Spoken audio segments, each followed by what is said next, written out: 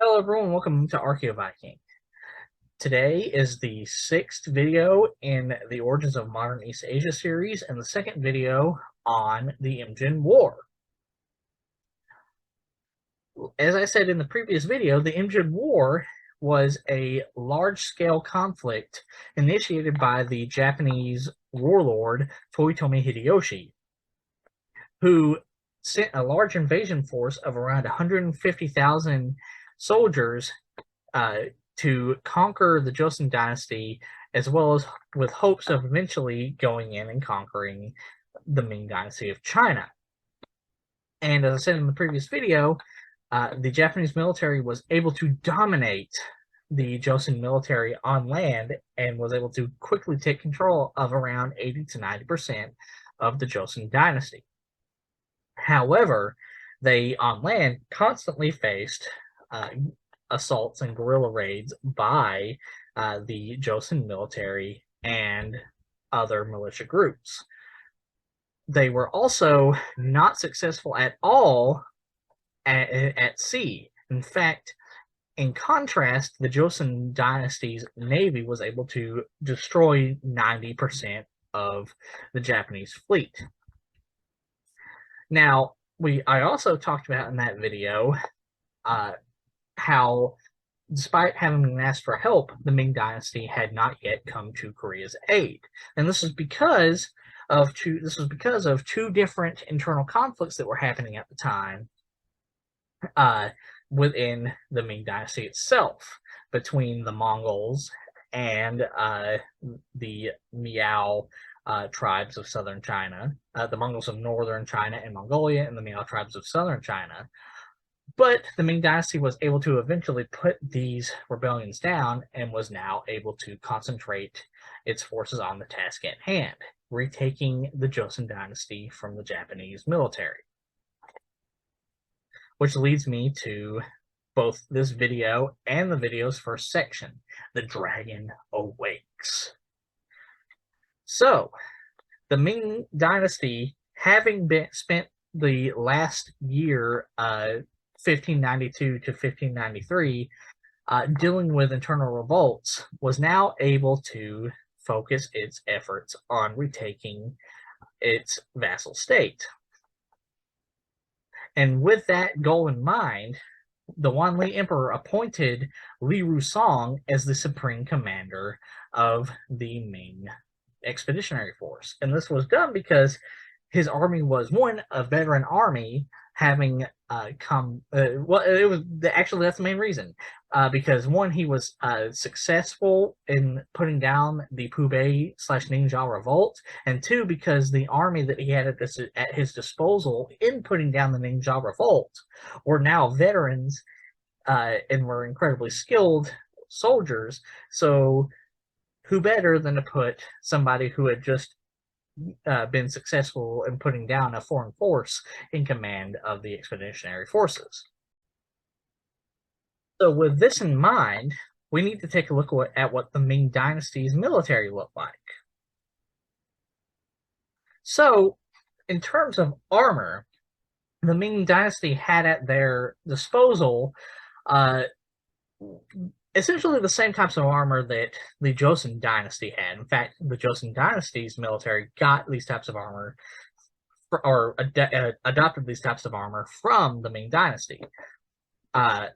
Officers would often wear scale mail or lamellar armor or chain mail, like you see here, while lower ranking officers and lower ranking soldiers would sometimes, yes, wear, if they could afford it, scale mail and lamellar armor and such, but generally they would wear things like gambeson or heavy cloth armor, or brigandine, which again is cloth armor that has metal plates attached to them via rivets, which for the most part were just as protective as the lamellar armor, though not quite. It was a small margin, but were also lighter and less expensive. Now, an interesting thing about how the Ming forces worked is that there was a division in types of forces and types of military units based off of geographic region. In the north, generally, Ming forces and garrisons relied on cavalry, and cavalry forces who would wield weapons like the guandao, which we'll talk about in a minute, as well as composite bows from the steppe, from the Eurasian steppe in Mongolia. Meanwhile, in the south of China, where cavalry was not as effective, infantry was heavily emphasized, as you can see here. And the types of weapons that they wielded, but that both types of forces wielded, would include the Jian, which is the typical straight Chinese sword, but also the Miao Dao, which is, as you can see, it looks very similar to a katana or a Japanese samurai sword, and that's for a reason. That's because when Qi Jiguang was reforming the Chinese military, he adopted Japanese swords. I mean, he fought against Wako, which had some Japanese pirates within their forces, and so much of the Ming military, especially those in the south, began using the Miao Dao as one of their primary weapons. They also, of course, made use of a variety of different spears, like you see here, as well as heavy halberds called guandaos, like you see here, that could be used to great effect against cavalry and infantry formations.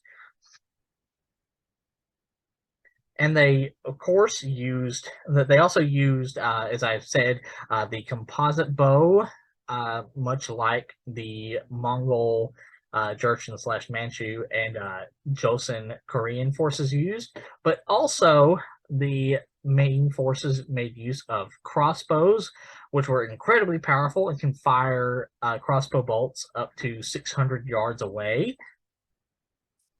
But they also made use of a variety of different gunpowder weapons.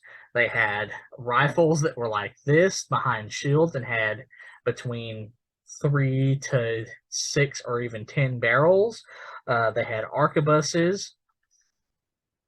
They had rifles that had between 3 and 6 barrels that they could fire.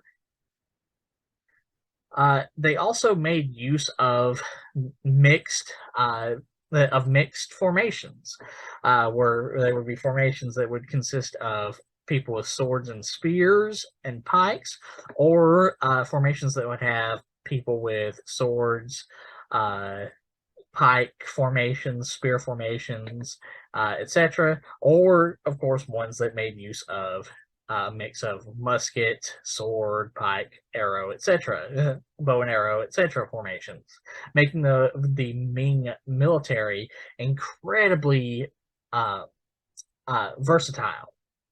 In fact, this was by design, specifically by Qi Jiguang, because when he and his colleague Yu Daio were dealing with the Wako pirates, who, as I mentioned in the first video, had become a major issue for the Ming Chinese military, Qi Jiguang felt that the Ming dynasty's military was not up to snuff, and so he completely reworked the Ming dynasty's military to be this versatile and this effective. He also made use of and developed, similar to the Japanese and armies in Europe, of line formations of musketmen. In fact, he, independently from these two I just mentioned, immediately realized how important and how effective formations of musketmen can be, especially in conjunction with swordsmen. And of course, he had made sure to train very skilled commanders, like you see over here. He also emphasized the use of martial arts, at least in training, but also, say, if you were to lose your weapons, and training his forces. So, further making Ming soldiers, especially those in the south, incredibly well-trained and effective fighters.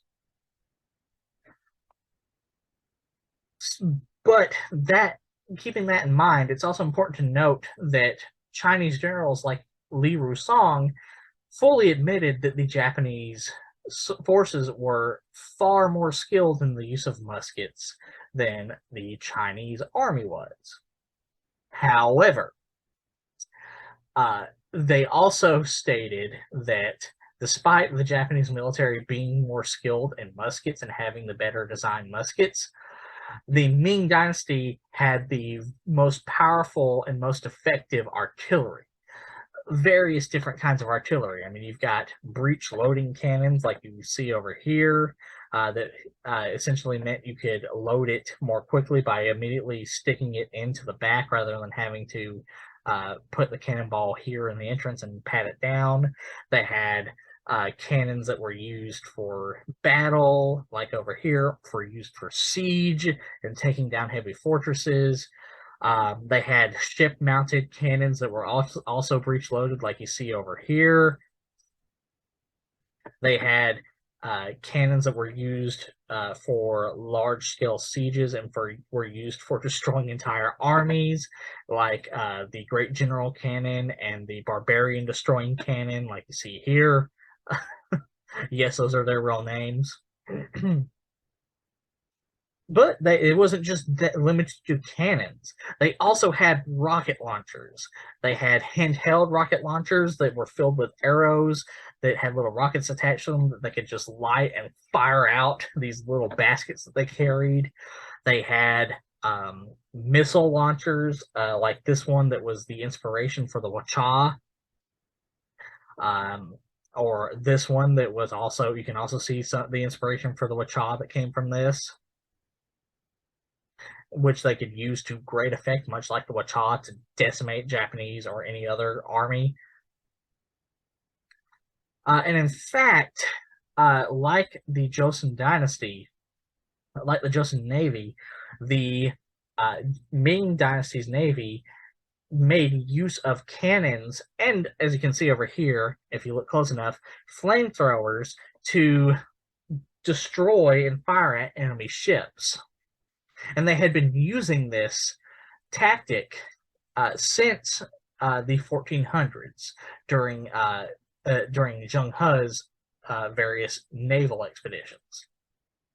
In contrast, European powers like the British and the Spanish didn't use this tactic until 1588 with the Spanish Armada. I'm using this picture just to give sort of context. To be clear, cannons were used by European powers, but they were more used as a way of, like, first you fire the cannon, then you ram your ship in the side of an enemy ship, and then you board it. The Ming Dynasty and the Joseon Dynasty threw out steps 2 and 3 and were like, no, we're just going to stay back here and use our superior cannons to just rip your ships apart. Which, again, the European powers would eventually develop independently, but they would not develop it for 200 more years. So the Ming Dynasty and the Joseon Dynasty developed it 200 years before European powers did.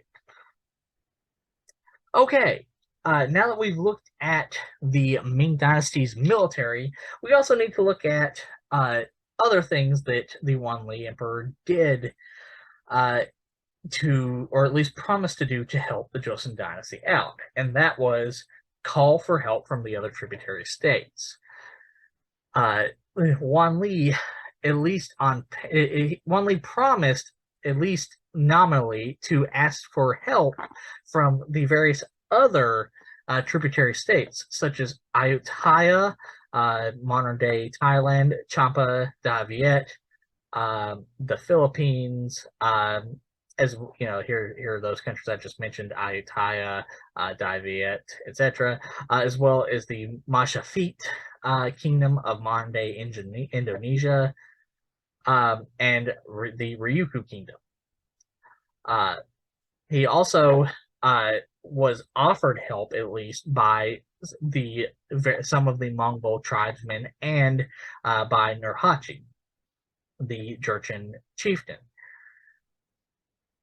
That being said, it's also important to note that he never actually asked for help. He promised the Ming court and the Joseon court that he would call these vassal states, these tributary states, to help, but he never actually asked for it. Though they did provide support in minor ways. Again, like Yang Yinglong was at least in some part on his way towards the Joseon dynasty to help, and Nurhaci did have some minor engagements with the Japanese military, and countries like kingdoms like Ryukyu did sort of hinder, or at least promise to stay neutral in the conflict rather than taking the side of Japan.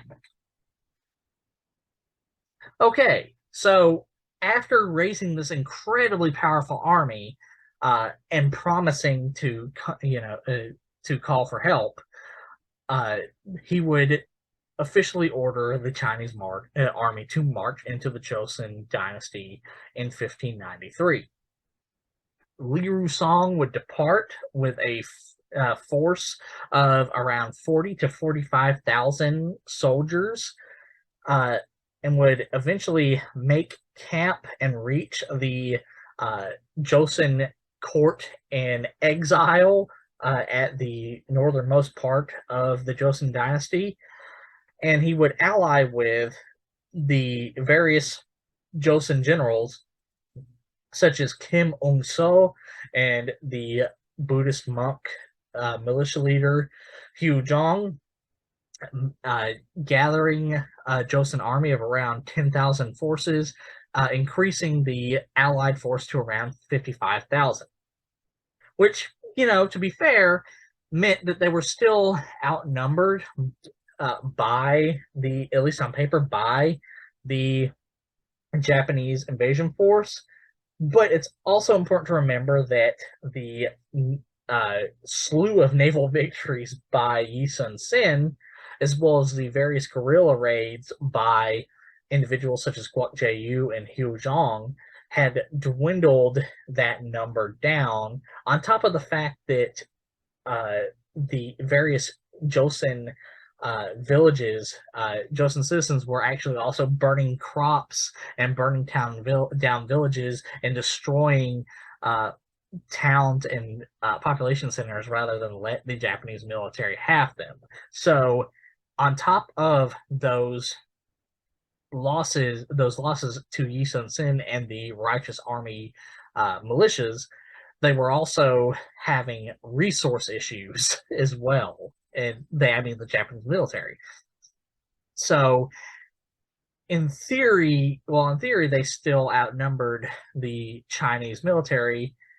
It's up for debate. They probably did, but only, say, by maybe 10, 20,000 at this point, give or take.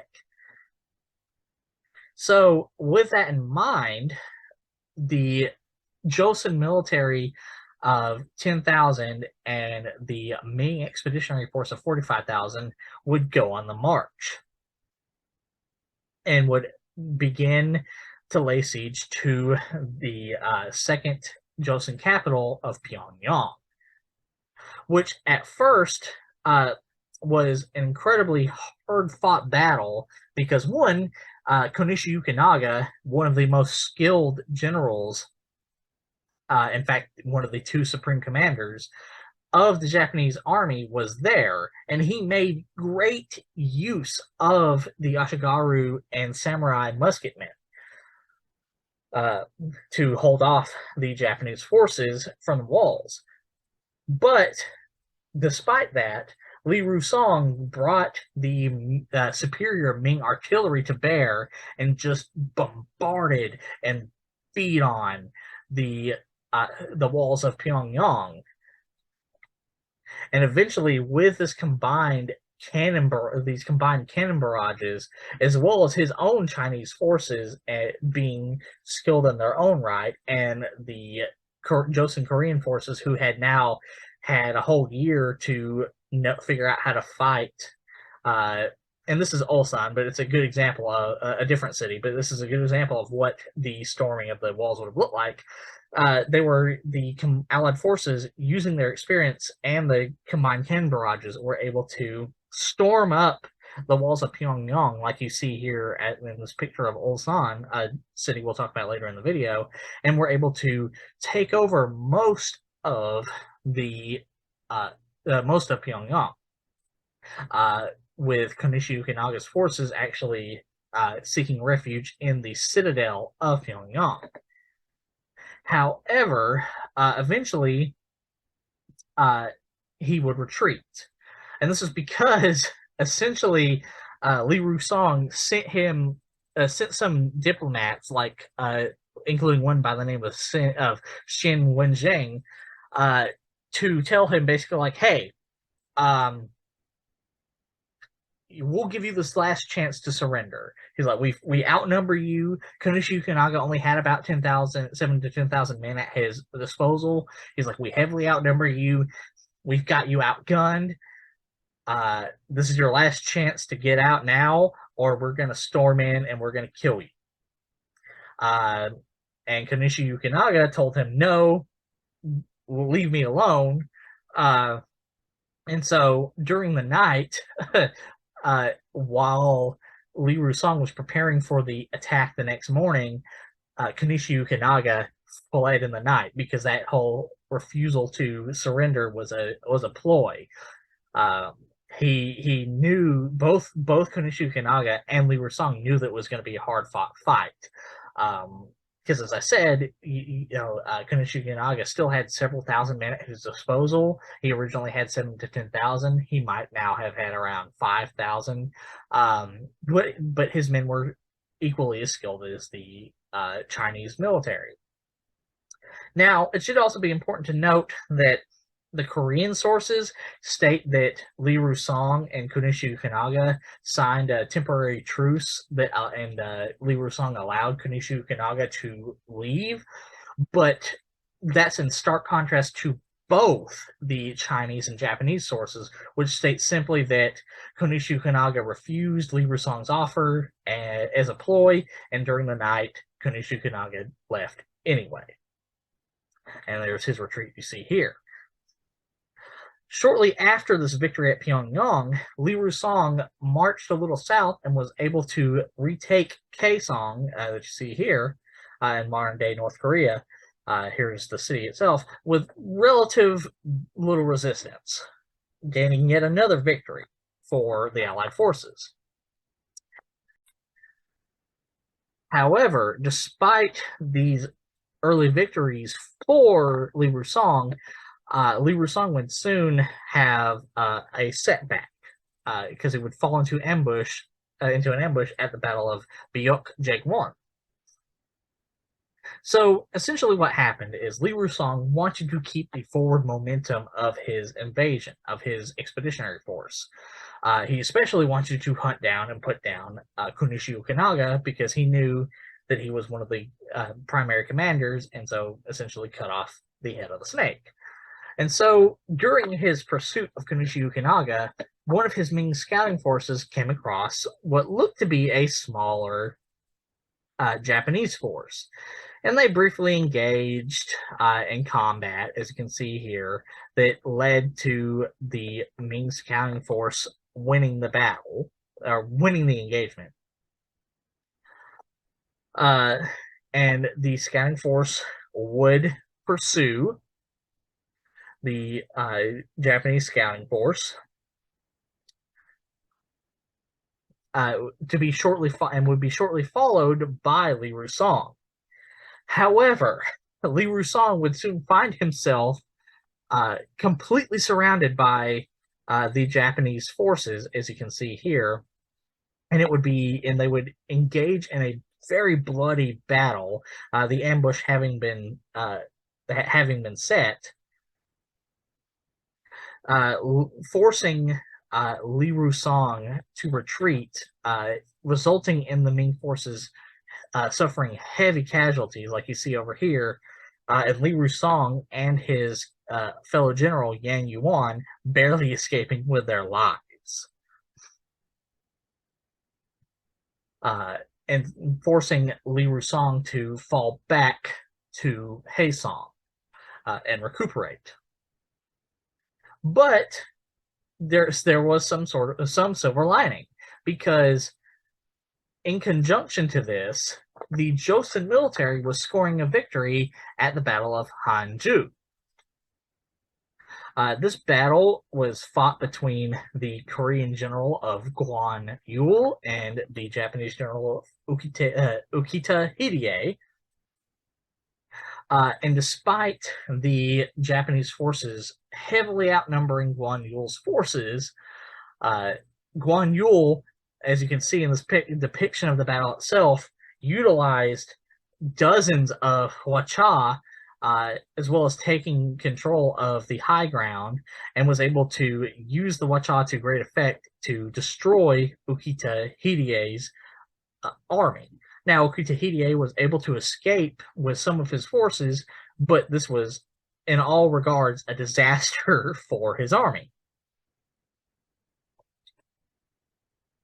Despite the Li Rusong's setback, after he recovered, Li Rusong cautiously, far more cautiously now, would march the Allied forces toward the second Joseon capital of Seoul, as you see here, and were able to retake it. Now, they did briefly lay siege to it, but generally, the Japanese forces agreed to surrender and left willingly. Much of their army had been defeated, and they suffered heavy casualties, and so they knew it was time to fall back and recuperate. During this time, during this brief siege before the Japanese withdrawal, and in fact, this is probably one of the reasons the Japanese withdrew from Seoul, Ming soldiers were able to come up the river that goes through Seoul, and were able to burn all of the Japanese supplies in the Yongsan district, greatly affecting the Japanese forces and making them in an even worse position in terms of supplies than they already were, due to the righteous army's guerrilla warfare, which is again why this may have been one of the main reasons that the Japanese army was like, fine, we'll leave, we'll leave Seoul, and we'll pull back to other bases. And that's just what they did. They withdrew to their various bases, including Ulsan, especially Ulsan, where the first invasion force landed. But this was not before Ukita Hide and Kato Kiyomasa got revenge for the first siege of Jinju. They initiated the second siege of Jinju. And with this, the four commanders who instigated this assault, among others, there were others, but the four primary commanders were Kato Kiyomasa, Ukita Hide,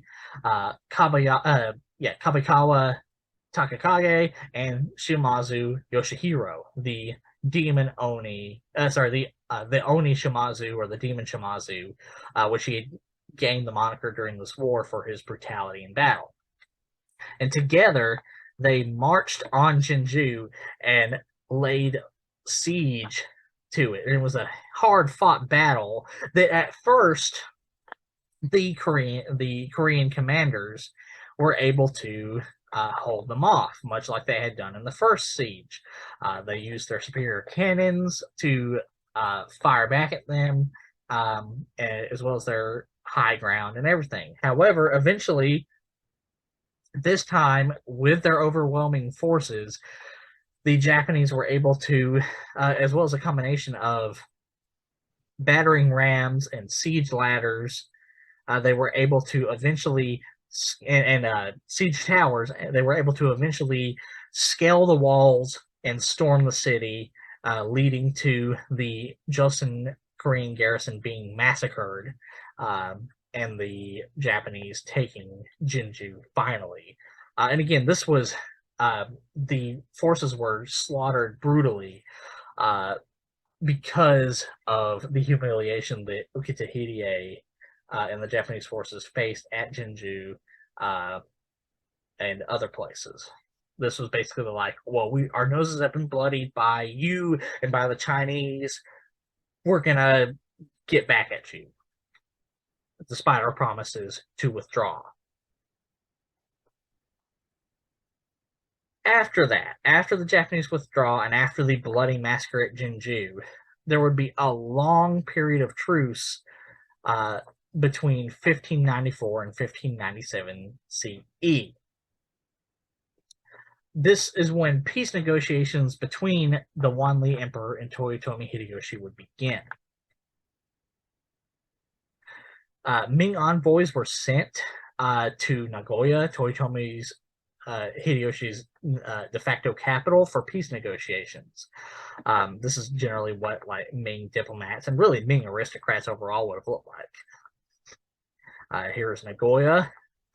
It no longer exists. It has since been dismantled. This is what Nagoya would have looked like generally at the time in terms of design. And during these negotiations, there were several primary goals that the Ming diplomats had in mind. One of which were the attempts to get back the sons of Sanjo, the king of Joseon, who had been captured by Kato Kiyomasa, as well as attempts to repatriate Joseon prisoners of war. Here's Sanjo, and here are his sons who had been captured by Kato Kiyomasa. And you might be asking, what happened to the Joseon prisoners of war? Well, men and children were forced into hard labor, where they were forced to do things like build more ships for Toyotomi Hideyoshi's fleet, or they were forced into dangerous work, into capturing sea snakes and other serpents for delicacies such as Japanese snake soup. Skilled workers were taken by daimyos such as Shimazu Yoshihiro and put to work in building things like kilns to make elaborate pottery. Korean prisoners were forced and were convinced to help improve Japanese agriculture and crops. So it's thanks to Korean prisoners that Japan had things like pumpkins, tobacco, chili peppers, and other red peppers, and even potatoes, which had been introduced to them from the Americas, but had not been introduced to Japan yet. So it was thanks to these Korean prisoners that these crops were introduced to Japan. They also brought with them, and this, now, to be fair, this specifically comes from Joseon defectors, but also from Joseon prisoners of war. Neo-Confucianism was introduced to Japan as well. Neo-Confucianism being a later iteration of Confucianism, or more properly known as Ruism, which was developed to inspire and improve Chinese government and society. It was still similar to the older version of Confucianism, but it emphasized spiritual matters. It blended some elements of Confucianism with Buddhism and Taoism, and it became incredibly influential over the Song and Joseon dynasties and Ming dynasties, and eventually the Japanese dynasty, Japanese kingdoms. In contrast to men and children, women had it far worse than both of them, because they were forced to be things like entertainers, prostitutes, and concubines. They, in the case of entertainers, they were forced to be things like geisha, which were women entertainers and women companions. Some, not always in terms of sexual, but sometimes. Of course, in terms of concubines, women prisoners of war were sold into brothels, where they would be They were essentially sex trafficked into brothels where they would become prostitutes against their will, or they would be given as concubines, like seen here, again against their will, to powerful daimyo, and would be essentially status symbols. Unfortunately for these women, uh, uh, to show off again to other daimyo, which of course again is an incredibly horrible thing to happen. All three of these were.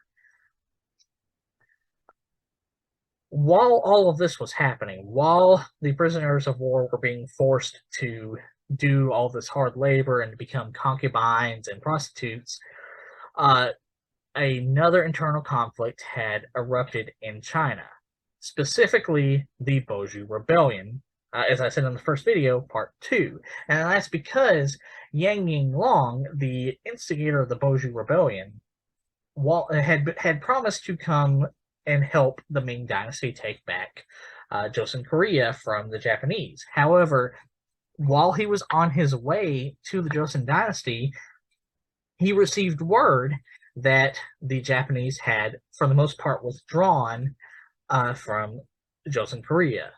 So he returned to, here's Yang Yinglong right here. So he returned to South China, regathered his army, like you see here, and again began waging war against the Ming Dynasty, gathering large amounts of Miao tribesmen, Hmong tribesmen, as well as Ming defectors, and waged a bloody war against the Ming Dynasty, utilizing, as you can see here, the mountainous and riverine terrain to their advantage to basically attack the Ming army at their leisure. In response to this, the Ming Dynasty sent soldiers from South China who had been trained under Qi Jiguang and had experience fighting in river and naval combat, as well as in combat with the Miao tribes even, to quell the rebellion. They also sent specialists in musketry and essentially arquebus units who had been also trained by Qi Jiguang, like you see here. But it wasn't just that. One of the most interesting aspects of that was the fact that, similar to how Yang Yinglong had a lot of Ming military defectors in his army, due to the supply shortages of the Japanese army, as well as the strict and brutal punishments that several daimyo would inflict upon their soldiers, many Japanese soldiers actually began to defect to the Joseon and Chinese militaries, which of course only made the Joseon and Chinese militaries more effective against the Japanese military, because, and they knew how to fight. And so, taking advantage of these skilled Japanese soldiers who had defected to their side, the Ming military took these Japanese soldiers and used them as a weapon against Yang Yinglong in the south, which, like the soldiers who had been trained by Qi Jiguang, were used to great effect against Yang Yinglong's forces. And eventually, they were able to quell the rebellion and capture Yang Yinglong and put him to death. But there was also another setback that had happened, and that would be the death of Li Rusong. So during this interim period, Li Rusong, while on a small expedition into the Mongol steppes with a very small army, he would be the Mongol tribesmen, various Mongol chieftains would decide to take advantage of this and would gather a moderately sized army and would ambush Li Rusong and his very small military contingent that he had with him, and would kill him in that ambush. Thus ended the life of the supreme commander of the Ming military. So now, with all of that going on, while all that was going on, while the prisoners of war were being put into hard labor or into slavery and prostitution, while the Boju Rebellion was finally being put to an end, though it wouldn't be put to an end until the very end of the Imjin War itself, the the peace talks would continue. And in it, the Ming would attempt to restore the old order, while Hideyoshi would attempt to take control of Ming trade networks. So what I mean by attempt to restore the old order is the Ming dynasty would attempt to restore balance to the tributary network. As I said in the earlier in the video, and in the first video, for centuries the Chinese tributary network consisted of several tributary or vassal states, which included Japan, Joseon Korea, Ayutthaya,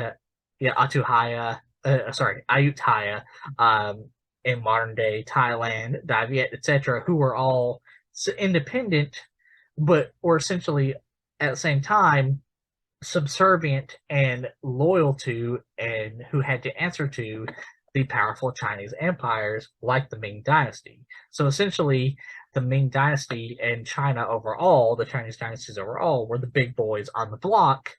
And as they would often put it, their vassal states were their children, were the Chinese empire's children. And so the Ming dynasty saw the invasion of one of their vassal states, the Joseon dynasty, by the Japanese army as a imbalance of this traditional world order. And so they wanted to correct this balance and fix it. In contrast, Toyotomi Hideyoshi wanted to take control of the lucrative trade network that China was at the center of, that included things like silver from the Spanish Empire, right here, as well as ivory from Africa, etc., etc. And he wanted to supplant Ming China, and he wanted to take control of it himself. He no longer thought he finally realized that he could not conquer Ming China, at least not now. He might have had a minor chance with his original invasion force if, say, the Joseon dynasty had allowed him to march through the Joseon dynasty and was able to threaten Beijing pretty quickly. Though that's a big if. But he no longer expected that. But he, despite having given up his dreams of conquering China, he still wanted to control the Joseon dynasty, and he wanted to take control of that trade network, which of course was in direct conflict with the Ming dynasty, Ming China's idea of a balanced world order.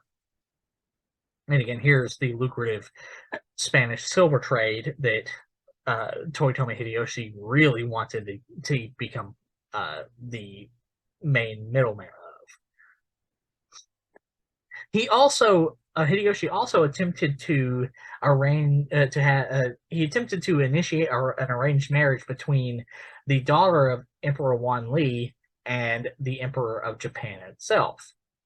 And this was his hope as a way to essentially ingratiate himself in the eyes of the Emperor of Japan, even though Toyotomi Hideyoshi was in fact the real true ruler of Japan. The emperor was just a figurehead.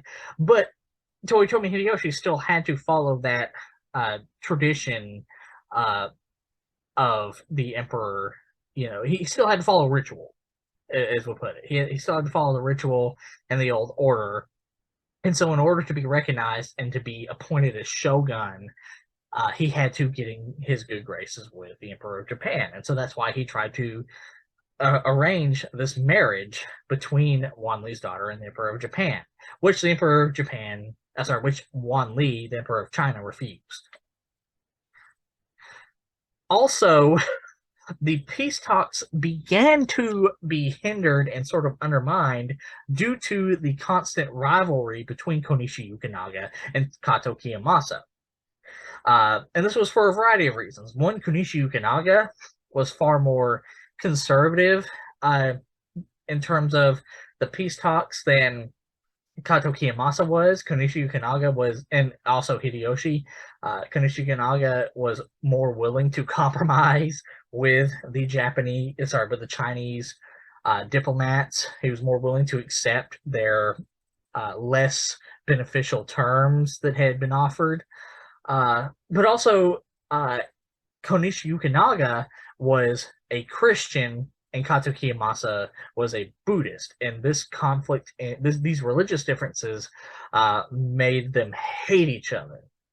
So again, Konishi Yukinaga was more conservative and more willing to compromise, and Kato Kiyomasa was like, no, he's like, I want to follow Hideyoshi's plan to the letter. We are not going to compromise, on top of their pre-existing religious differences. And so this combined really, really, really hindered and hurt the peace talks. Furthermore, the Japanese diplomats were incredibly angered by Hideyoshi's attempt at portraying himself as the emperor of the world during their peace talks. In fact, during their peace talks and during their dinners, Hideyoshi would sit himself on a high stand above both the Chinese diplomats and the Japanese nobility, sort of like showing himself as superior to all of them. He was the ruler to all of them. And so this really rubbed the Chinese diplomats the wrong way, because they're like, yeah, no, our emperor is the guy who rules the world, not yours. So eventually this, combined with Kato Kiyomasa and Konishi Yukinaga's rivalry undermining diplomacy, on top of the fact that Kato Kiyomasa showed Toyotomi Hideyoshi Konishi Yukinaga showed Toyotomi Hideyoshi the peace talks, the peace negotiation, how to put it? He showed the conditions. There we go. He showed the conditions of peace, and Kato Kiyomasa and Toyotomi Hideyoshi were infuriated by this. So the Kato Kiyomasa and Hideyoshi's refusal to compromise, the rivalry between Kato Kiyomasa and Konishi Yukinaga, and the Chinese diplomats' anger at Toyotomi Hideyoshi trying to portray himself as the ruler of the world, basically caused the peace talks to completely collapse. So in response to that, the Japanese would begin a second offensive that would also result in a second Allied counterattack. So after the peace talks collapsed, the Japanese invasion force, which now consisted of that 100,000 reserve force that had been stationed in places like Nogaya and Tsushima Island, began to expand before they eventually retook control of Seoul and other regions. Sorry, not Seoul's up there, but retook control of much of the south central part of the Joseon dynasty.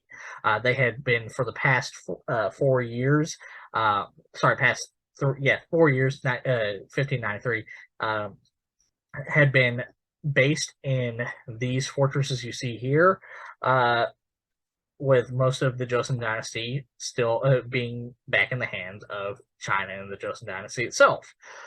But now they began their second offensive and retook a good chunk of that land back. And this second offensive was far more brutal than the first one, which is why I have this trigger warning here. There's incredibly disturbing subject matter that I'm about to talk about. So, with the start of this second offensive, the Japanese army decided, much in a similar way that the second siege of Jinju was, decided that it was time to punish the Korean populace and the Korean army and the Chinese army. Now, during the first offensive, the Japanese army had first started taking enemy heads, but then decided that enemy heads were too difficult to ship back to Nagoya and other Japanese bases, so they began to take noses instead. Well, in this offensive, they ramped up the taking of enemy noses to the 1 millionth degree, with some figures being like the army of Nabashina Naoshige taking 5,444 noses in battle, the army of Kikawa Hirie,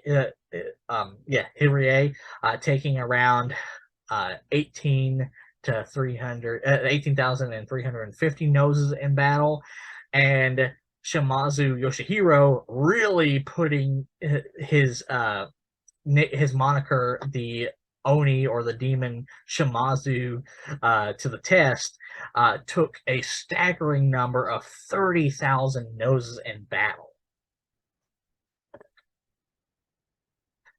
So in response to this offensive, the Ming court and Emperor Wanli would order Yang Hao to return to Korea with 50,000 troops.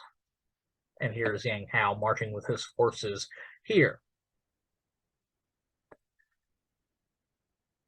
But despite Yang Hao marching towards to the defense of the Joseon dynasty, there would still be some setbacks.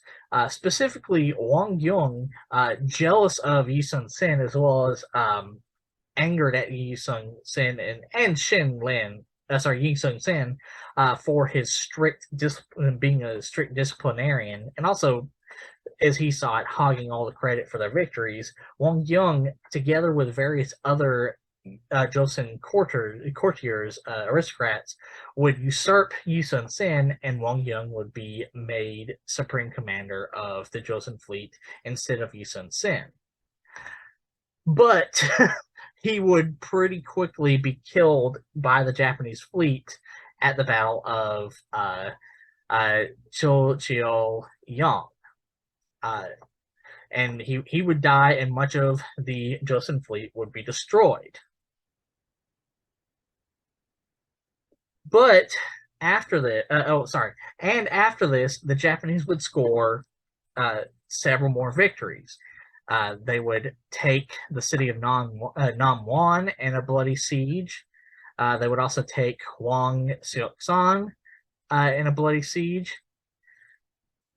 Yeah. But despite their victories at sea, their one victory at sea, due to Wang Yun's incompetence, as well as their victories at these cities, such as Hwang-seok-san and Namwon, they would not get very far. They would not go any farther into Korea, into the Joseon dynasty. And that's because a Ming force of only 6,000 soldiers under the leadership of Ming General Ma Gui would hold back a much larger Japanese force at the Battle of Jiksan. Here is the Japanese force that they faced. And how they would do this is they would do this a couple of different ways. One, at Jiksan, the Ming forces stationed themselves at the entrance, at the end of the back entrance of a very narrow mountain pass. And they would have their musketeers, their arquebusiers, stationed in front, and then their cannons shortly behind them. And so, basically making it also they would do that to concentrate their fire at the Japanese forces, while also taking advantage of the mountain pass to narrow the Japanese forces and really make it difficult for the Japanese forces to be effective. Now, and furthermore, it's also important to note that according to the Japanese sources, now whether or not this is true is up for debate, that the Japanese forces were able to get some of their arquebusiers, their musketeers, in formation and fire at the Ming forces, but it was ineffective because the Ming had developed harder armor and thicker and better designed shields to hinder musket balls and small arms fire. Now, of course, I'm sure many Ming soldiers did die from musket ball wounds, but it's clear that they were able to develop some sort of protection, which makes sense. The Japanese themselves developed armor that could stand up to a certain degree against musket balls, and so did European armies as well. So with these advantages at hand, despite being outnumbered, the Ming forces were able to inflict heavy casualties on the Japanese army. And in fact, during the night, the Japanese general attempted to launch a night attack on the Ming camp, only to find that the Ming forces had planned for this, had built a heavily fortified army camp, and were able to repulse them again, yet again inflicting heavy casualties on the Japanese soldiers. And so with this, the Japanese forces withdrew. And shortly after the Japanese forces withdrew, the Ming Chinese forces withdrew also. Which means that, ironically, the Japanese army claimed that they won because the Ming army withdrew also. But considering that the Ming army suffered very little casualties while inflicting heavy casualties on the Japanese army, as well as the fact that the Japanese army withdrew first and was unable to gain any ground, it's very clear that the Ming army won this battle. I mean, there's no two ways about it. The Ming army won, and the Japanese forces were permanently stopped in their tracks and could march no further into the Joseon dynasty.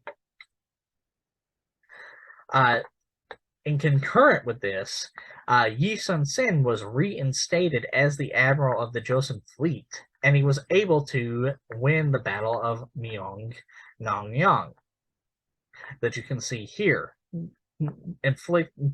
making use of his turtle ships, his dragon turtle ships, characteristically inflicting heavy casualties on the Japanese Navy.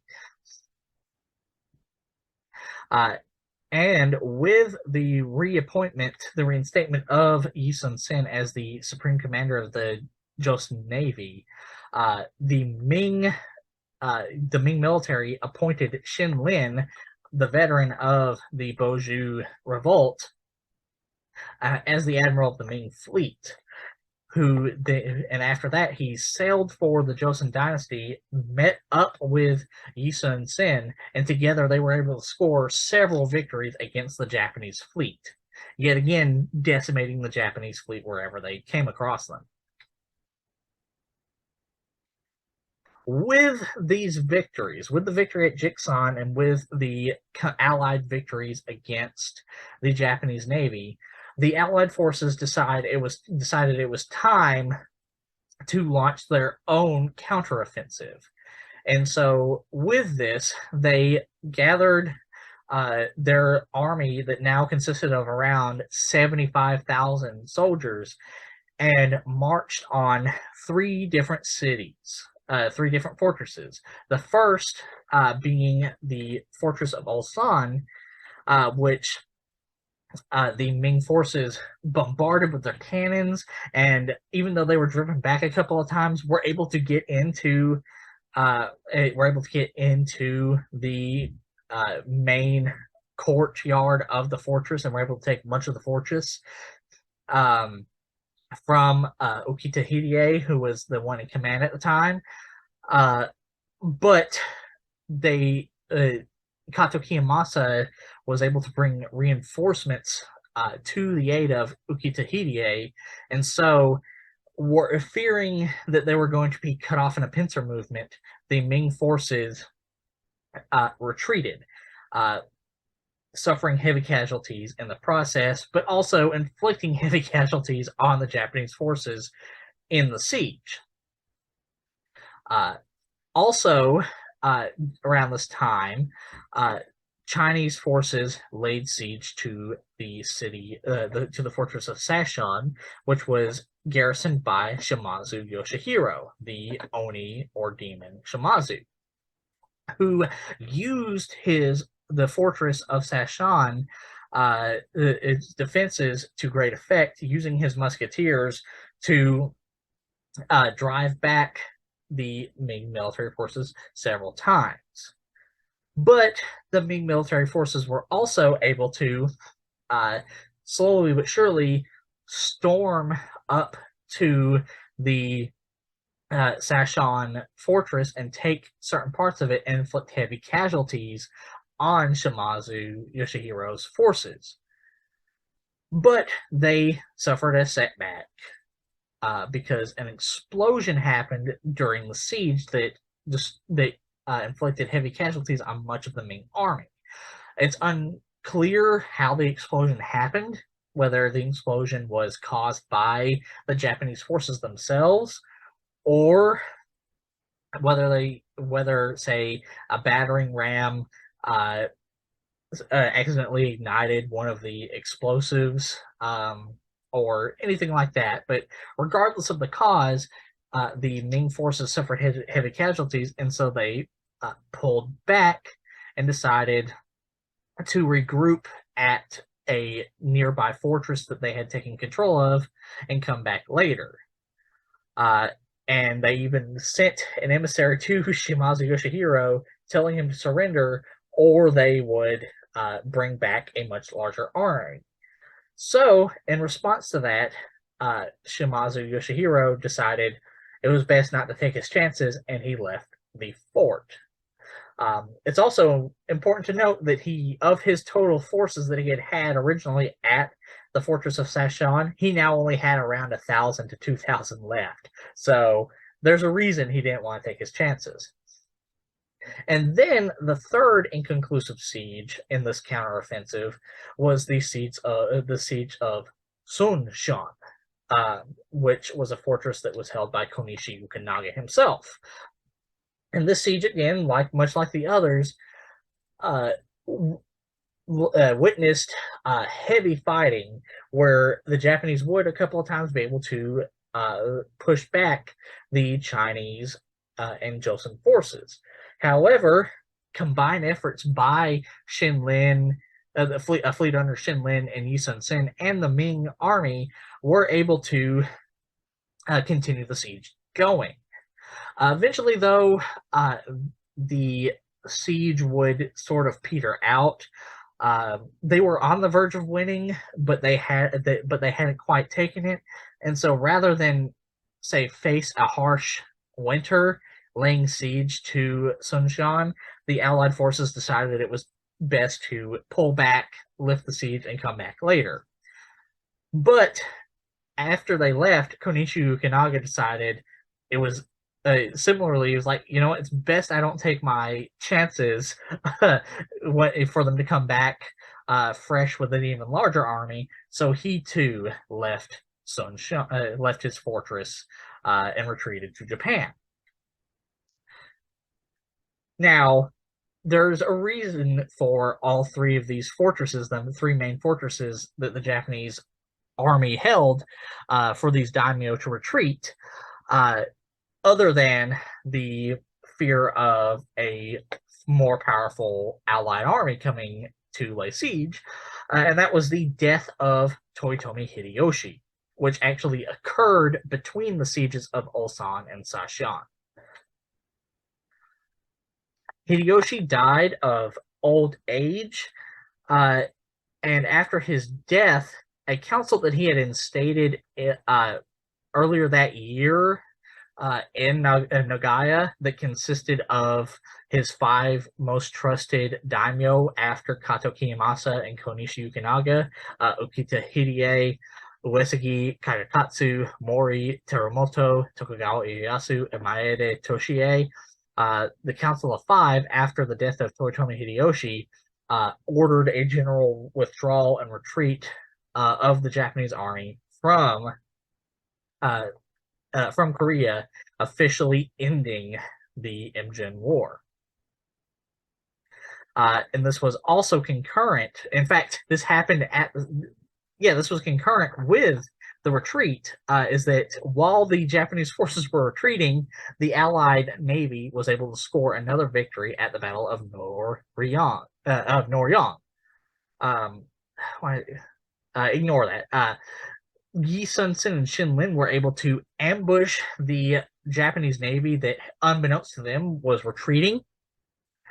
And they were able to inflict heavy casualties on the Japanese Navy, as they had been pretty much throughout the entire war, with the exception of the one battle that Gwanyun the Gwanyun led.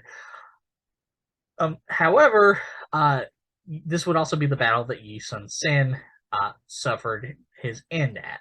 During the battle, a musket ball would be fired from a Japanese ship, and it would pierce his side and kill him. But not before they won the battle. Okay, so now the Imjin War had finally ended. Now we need to look at the aftermath of this long and bloody conflict. And for this, we're going to compare the Imjin War to the European counterpart of the Imjin War, the 30 Years' War. And I'm doing this because both were relatively equally as bloody, as we'll talk about in a minute. They had very similar geopolitical impacts, as well as their scope and how large they were compared to earlier conflicts. So let's look at the overall casualties. So the Imjin War was one of the bloodiest wars ever seen in East Asia. Not the bloodiest, but it was right up there, with civilian casualties numbering around 1 million, and battle casualties numbering between 250 and 300,000, as well as captives accounting for casualties including around 50 to 60,000 captives taken to Japan from Korea, along with the destruction of 80% of Korea's farmland. In contrast, the 30 Years' War was only slightly bloodier, with civilian casualties numbering between 1.3 to 1.8 million, and this included things like battle, famine, and disease, much like the Imjin War, and battle casualties numbering around 450,000.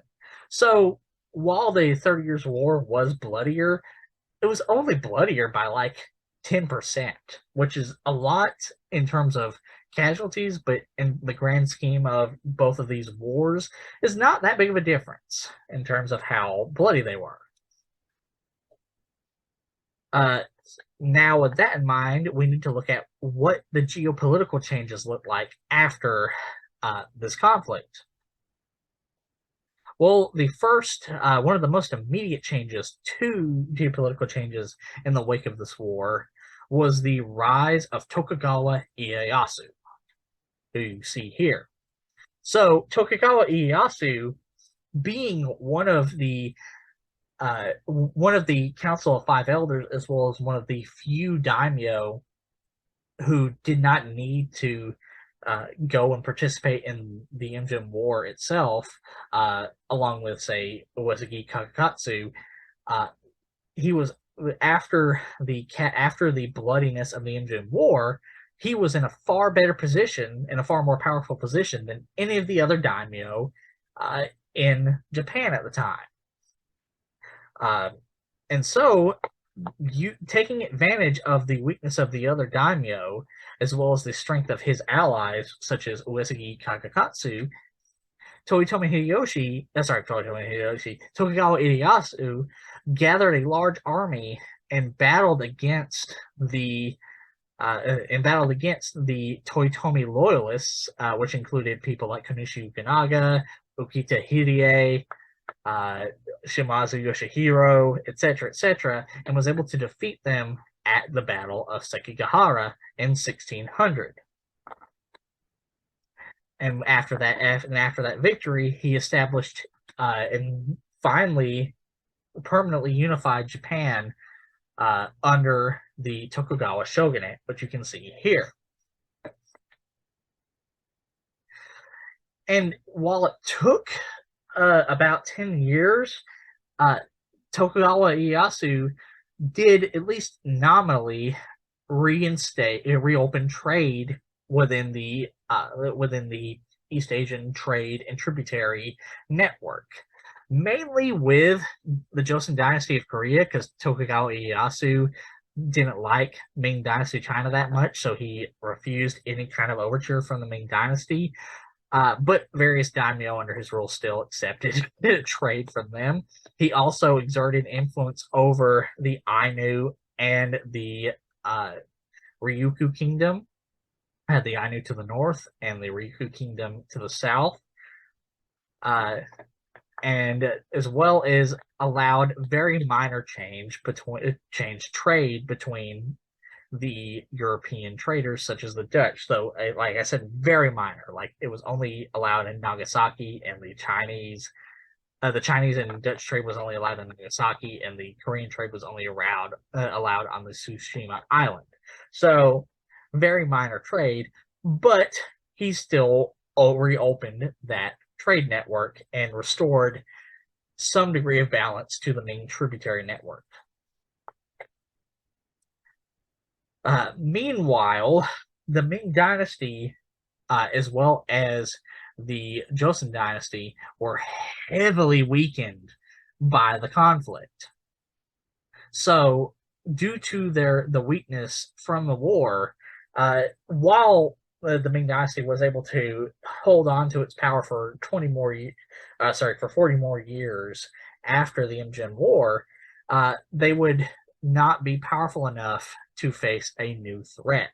And that new threat would be Nurhaci, the Jurchen / Manchu leader, who had at this point united all of the Jurchen tribes into a later Jin dynasty, and would begin an invasion in every direction into Mongolia, Korea, and the Ming Empire. In fact, invading Joseon Korea twice, before eventually his son would invade Ming China and conquer it, and would establish the Qing dynasty.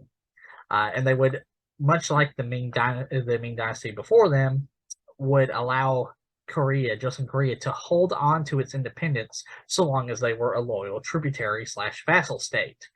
And the Joseon dynasty agreed, because they were in no way in any position to fight the more powerful Qing Chinese dynasty. And in fact, the Joseon dynasty would actually continue on for another 200 years.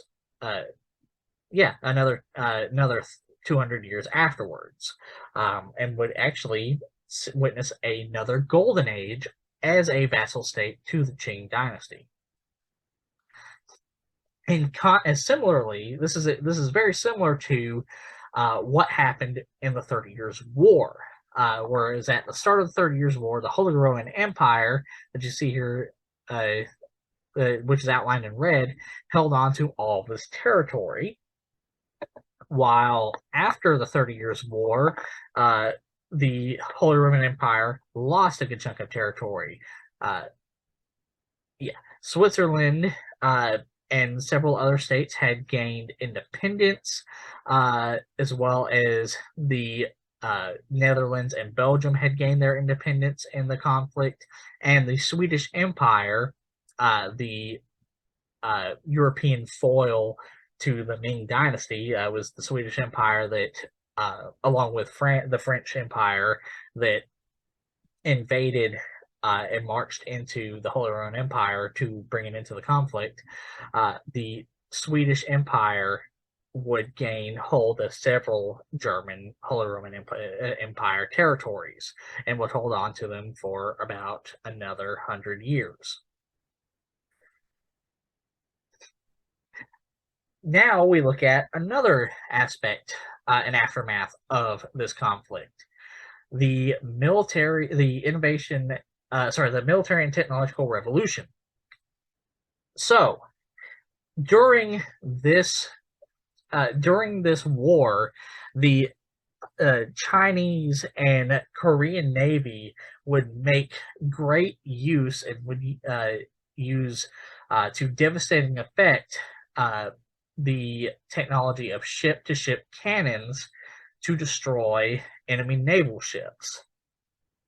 Something that the Japanese never did before this, and something that the European powers were only just figuring out how to use, whereas the Chinese and the Korean, the Joseon Dynasty and the Ming Dynasty, had been using these tactics for around 200 years. It was also here that the Joseon and Ming Dynasty armies would introduce the use of cannons to the Japanese military, where they would use to, again, great effect and to devastating effect, cannons like the Crouching Tiger Cannon and the Barbarian Slaying Cannon against the Japanese army. This war would also witness the use of Qi Jiguang's reforms at their peak. Qi Jiguang's military reforms would see their full use against a invading army. And these reforms would include, again, line musket formations, diverse and versatile mixed formations, the use of martial arts training and martial arts combat and military training, as well as Japanese and Korean forces would be introduced to things like heavily fortified battle encampments and complex and effective battle formations. And again, it would also be during this conflict that new types of armor would be developed by the Chinese and Korean military to hinder and at least attempt to make less effective the Japanese musket fire.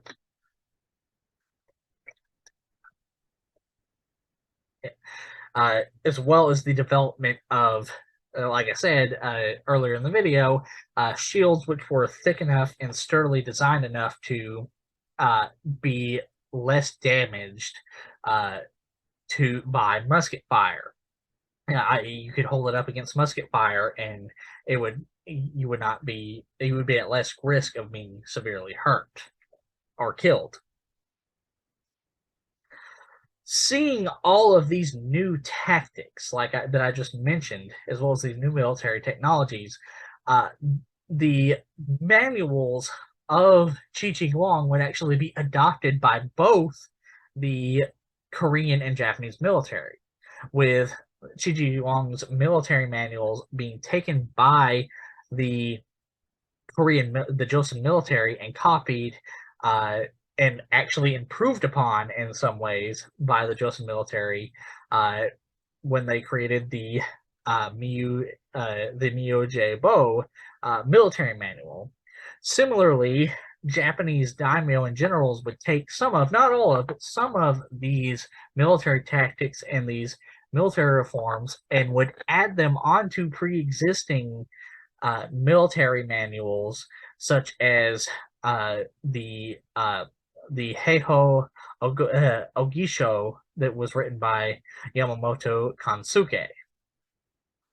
Therefore, reforming and improving both the Japanese and the Joseon militaries.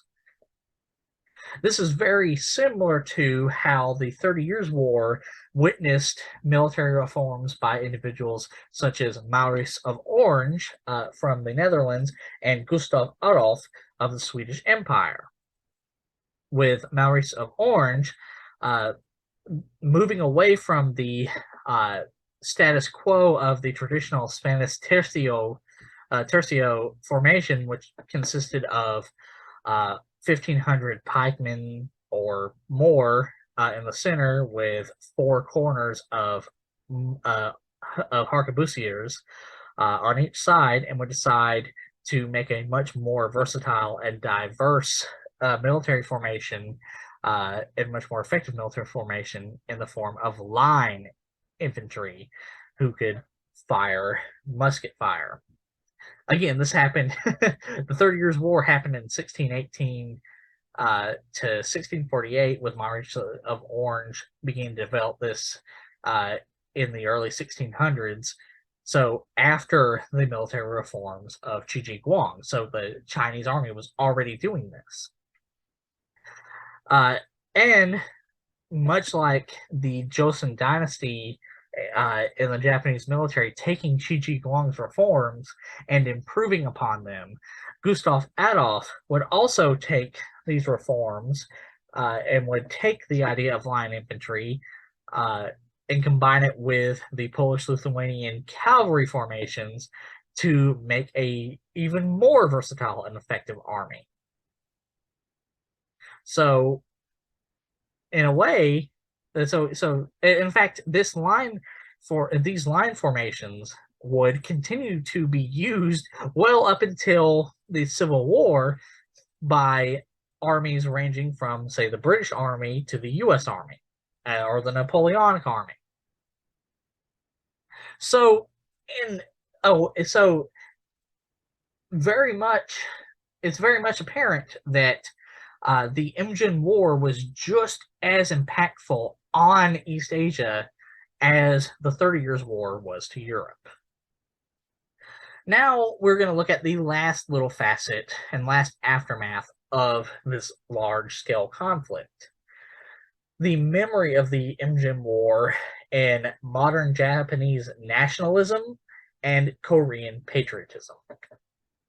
So, the Imjin War would continue to be famous in East Asia for centuries. In fact, especially famous during the rise of the Japanese Empire, who would use their eventual occupation of Korea and Manchuria as they would use the Imjin War as a justification for their occupation of Korea and Manchuria, basically saying, we're just continuing what Toyotomi Hideyoshi started.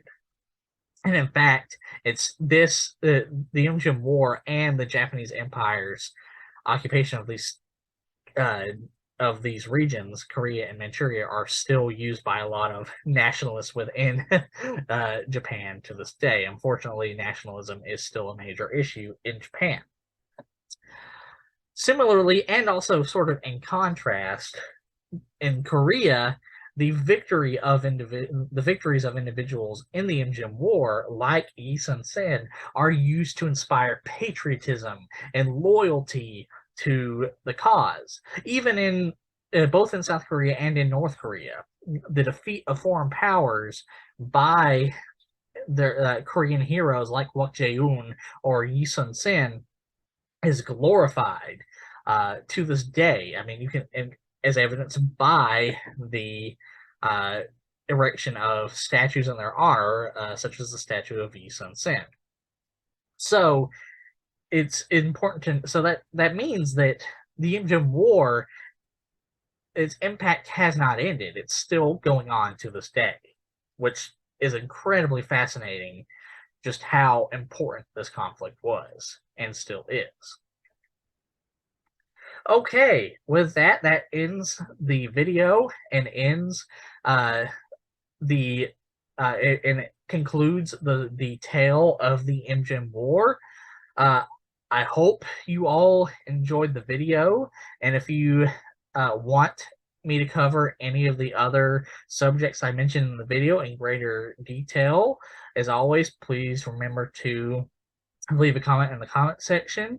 If you have any questions about about any of the subject matter in the video, again, leave a comment in the comment section. Remember to like, share, and subscribe, and I hope you all have a good day.